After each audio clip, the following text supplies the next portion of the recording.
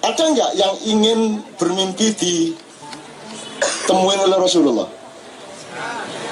Hampir semua kan.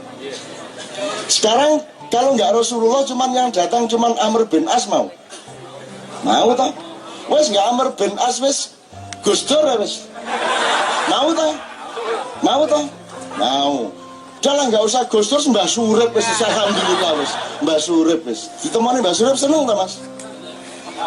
Saya nggak ngomong Rasulullah, nggak ngomong Mbah Surip, nggak ngomong. Yang ingin saya omongkan adalah, betulkah Anda tidak hidup bersama mereka lagi? Betulkah mereka tidak bersama kita lagi? Mereka tetap bersama kita. Masalahnya Anda tidak pernah dididik untuk mengembangkan kepekaan dan pengetahuan untuk kontak dengan mereka. Betul tak?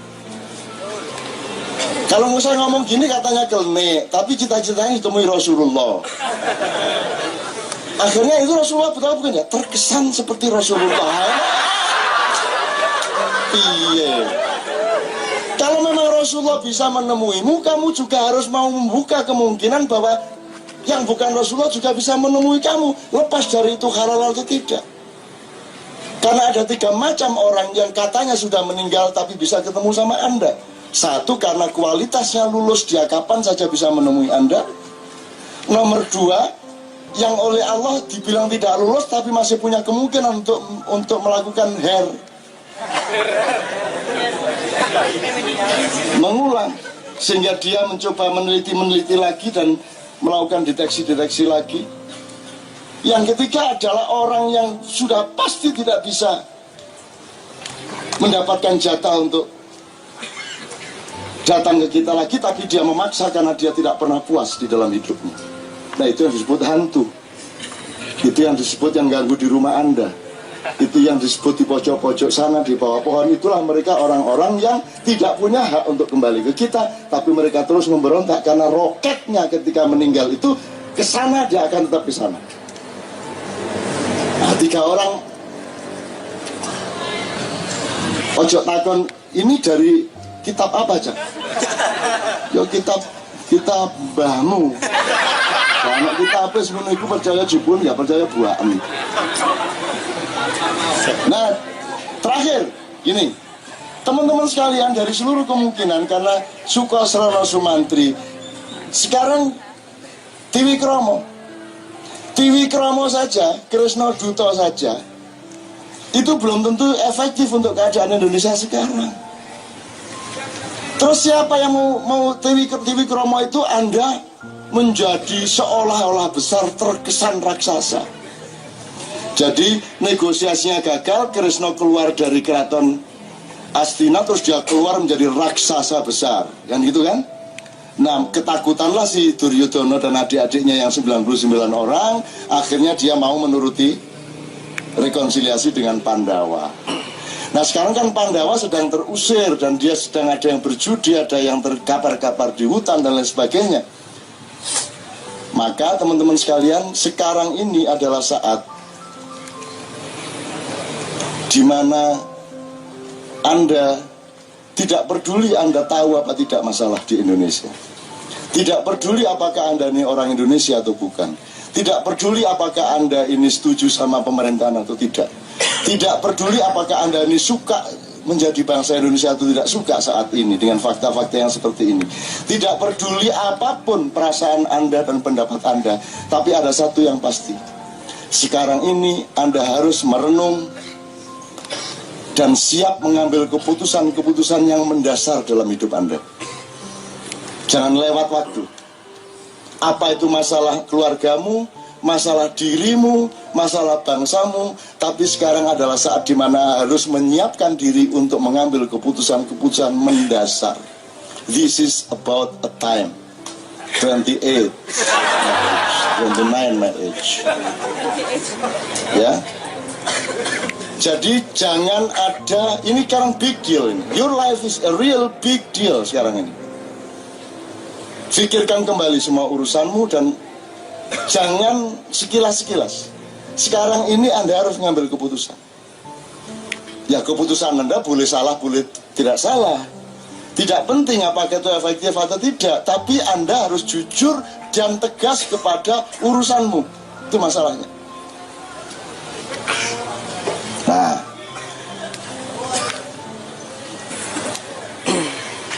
Gelombangnya sekarang semua begitu. Tadi saya bilang sama Mas Iwan, ini sedang ada energi yang sangat bagus turun dari langit malam hari ini. Anda rasakan, Anda sehat di dalam sakit Anda sekarang. Anda jernih di dalam keburaman Anda. Rasakan aja. Anda sekarang penuh semangat di dalam keputusasaan Anda. Jadi fakta Anda sebenarnya fakta yang menggelisahkan. Tapi kok rasanya kok saya kok oke ya gitu. Ya, rasakan. Sekarang sedang turun itu. Dan Anda dibantu Tuhan untuk mengambil keputusan-keputusan besar. Saya melakukan itu. Jadi tanggal 28 September di Katipiro saya akan nanggap wayang. Wayangnya bukan wayang seperti yang pernah Anda tonton.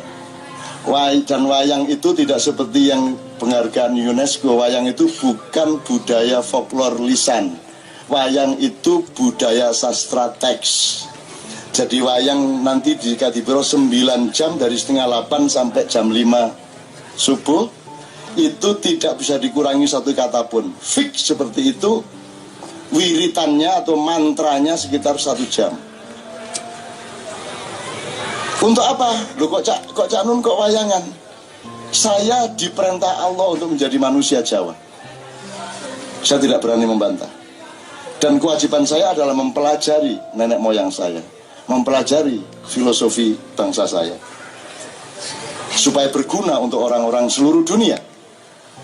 Kalau saya Lombok, saya harus menjadi Lombok yang benar-benar Lombok, supaya saya berguna untuk gado-gado, berguna untuk lontong balap, berguna untuk yang lain. Betul tak? Jadi jangan salahkan kalau saya mendalami kelombokan saya, mendalami kejawaan saya. Dan jangan takut saya menjadi Jawa terus tidak Islam. Siapa bilang Jawa sama Islam itu sesuatu yang berbeda?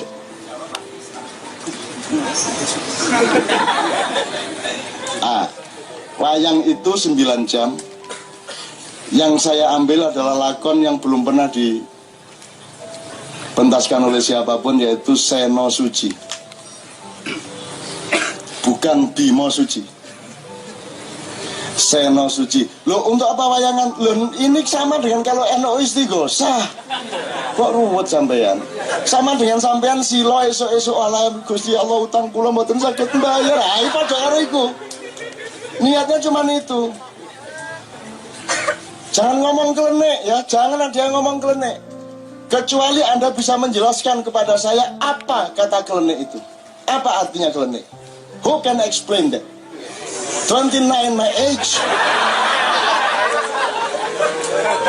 I am from the birthday of Jombang. Apa artinya kelenek? Kelenek itu apa artinya? Terangkan secara epistemologis. Ayo siapa? Itu bahasa Jawa, bahasa Kawi, Sanskerta modern, Sanskerta kuno, Arab, Urdu, Swahili, Latin. Bahasa mana itu kelenek? Kenapa kamu selalu keluar dari mulutmu kata yang kamu sendiri tidak pernah mengerti? Kamu harus belajar kepada kita untuk ngerti kata kelenek. Jadi jangan tuduh-tuduh orang kelenek dulu. Kelenek tidak kelenek, letaknya tidak pada bendanya dan peristiwanya, tetapi dalam cara berpikir dan niat di hatinya. Betul enggak? Sak kacil bawa menyan semua ngobong, boleh enggak? Boleh ngobong menyan gak oleh. Sing gak oleh ngomong dasmu ini. Kan enggak boleh. Ngobong menyan kan enggak boleh. Menghormati bendera boleh enggak? Loh ngene tok gak oleh lho. Yang enggak boleh itu menuhankan bendera. Nek ngene masa menuhankan sih, Rek? Ini kan menghormati kesepakatan nasional bahwa kita ini berjamaah sebagai satu bangsa gitu loh. Bukan benderanya, bukan kainnya. Masa kita menghormati kain? Emang kamu haji tawaf itu menyembah Ka'bah? Kan enggak. Kamu cium Hajar Aswad karena kamu menyembah Hajar Aswad. Karena kamu seneng nyium batu. Ngapain jauh-jauh ke Mekah seneng nyium batu? Cari di sungai di belakang rumah. Ambung ono benesok. Ulet-uleten kono.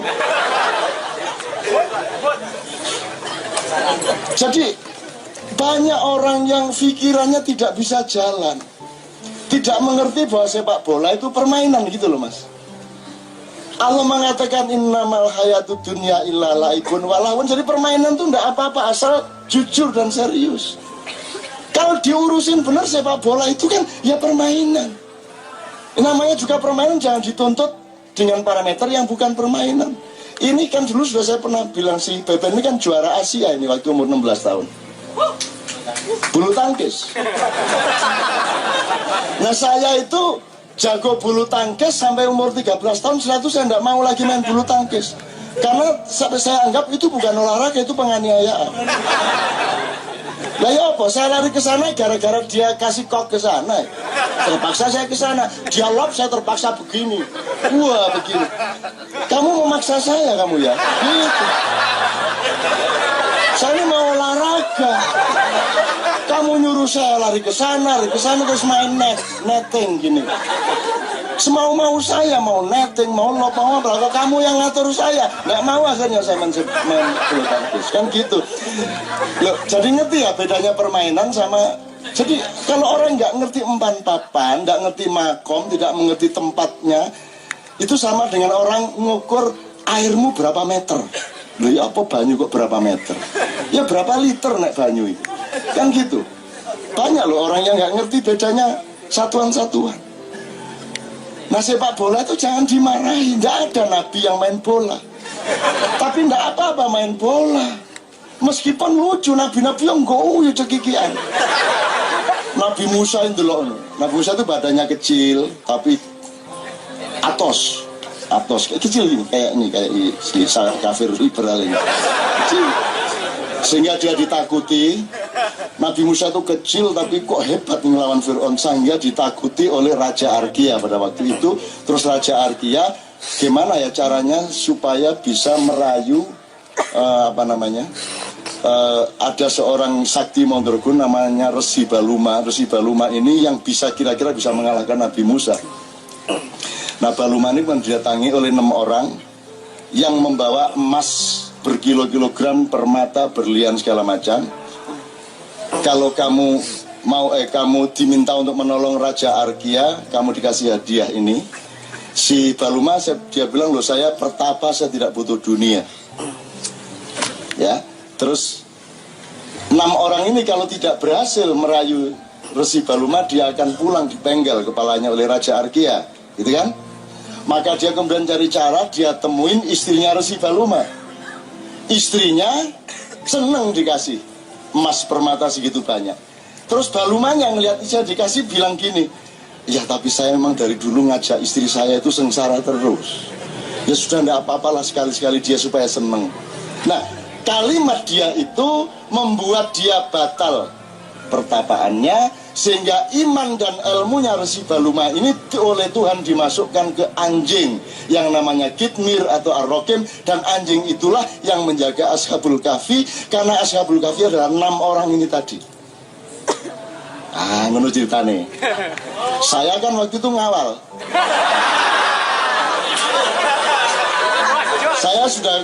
Saya sudah kasih tahu Resi Baluma, belum sampean, belum. Tapi saya tidak menyangka bahwa 6 orang ini akan nemuin istrinya, itu saya kecolongan. Udah akhirnya sudah tidak apa-apa lah, akhirnya Resi Baluma dihukum, imannya dan ilmunya dimasukkan ke dalam Kitmir.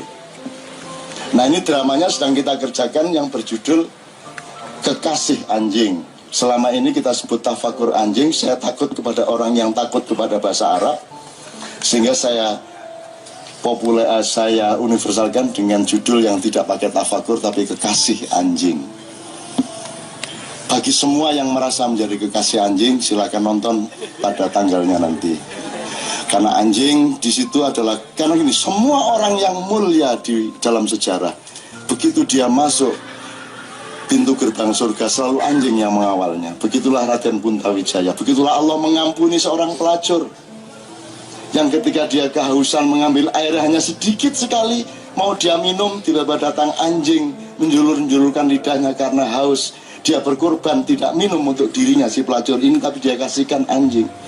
Begitu anjing itu menjadi hilang hausnya, Allah mengampuni dosa pelacur ini, karena dia memberi minuman yang sangat dia butuhkan kepada si Anjing, jadi sekarang wahai wanita jadilah pelacur. Melacurlah. Nanti setelah 10 tahun carilah seekor anjing yang sedang kehausan dan berilah dia minum. Gitu. Nek kiai gendeng ngomong ngene gimana? Anjing itu bapaknya Sang Goryang, Sang Guru Hyang. Oke. Ya, itu sangat tidak mengherankan. Jadi Anda jangan pakai frame Anda lah kalau memahami hidup ini.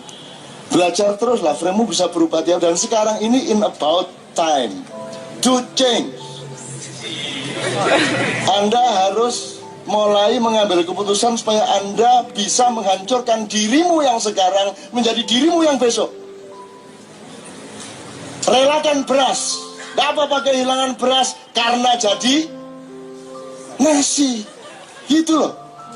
Yang disebut yaumul qiyamah itu adalah kehancuran beras, kebangkitan nasi. Banyak orang takut kehilangan beras, maka tidak pernah dapat nasi. Ngerti ya? Sederhana sekali. Banyak orang takut kehilangan beras, akhirnya tidak pernah dapat nasi. Jadi Anda jangan takut, yang namanya ruwatan dalam bahasa itu artinya penghancuran, tahlukah dalam bahasa Al-Quran. Penghancuran. Kamu harus berani menghancurkan dirimu yang hari ini supaya engkau menjadi dirimu yang besok pagi. Kalau kata Krishnamurti, engkau mati setiap detik dan engkau lahir pada detik berikutnya. Ngono lho rek ceritane rek. Nah, jadi dan ini waktunya sangat strategis untuk itu, Mas. Sambil nanti saya akan melansing dibukanya Quran kuno yang ada di tangan saya untuk diupacarakan bahwa kita ingin menjalankan amalan untuk memelihara Quran sing wis protol-protol, Mas. Quran tulisan tangan yang kuno banget lah, gitu ya. Nah, terakhir sekali saya kembalikan kepada Juggernaut. Siapakah yang akan menjadi Krishna Duta? Dan apakah itu merupakan solusi bagi masalah-masalah di Indonesia? Apakah diperlukan seorang raksasa di Indonesia? Saya cuma mendoakan mudah-mudahan gini, apapun keadaannya, hidup Anda diberi kemudahan oleh Allah. Di semua urusan Anda, sehari-hari pagi dimudahkan. Siang agak sedikit sulit, tapi kemudian diberi kemudahan yang lebih besar. Menurut rek, ojo mudah terus gak enak. Hidup tuh gitu. Jadi tidak boleh masuk terus, harus masuk keluar, masuk keluar, masuk keluar. Itu sifat kehidupan. Tapi kan konsepmu nggak melebu terus, lah jebol. Supaya bisa masuk harus keluar, kan begitu. Jelas ya. Lo bagaimana saya gini aja nggak paham? Ya iya. Kalau Anda tidak mau keluar, tidak bisa masuk. Tapi kan konsepmu kan masuk dok. Nah, itu salah ndek kono iku. Jadi tidak hanya mudah, tapi juga kemudahan itu justru pada momen tertentu dibangun oleh kesulitan. Maka innamal usri yusra. Bukan sesudah kesulitan ada kemudahan, tapi bersamaan dengan kesulitan sudah ada kemudian, tinggal kamu mainkan. Nadanya apa, berangkat dari lagu apa. Gitu loh teman-teman sekalian. Oke.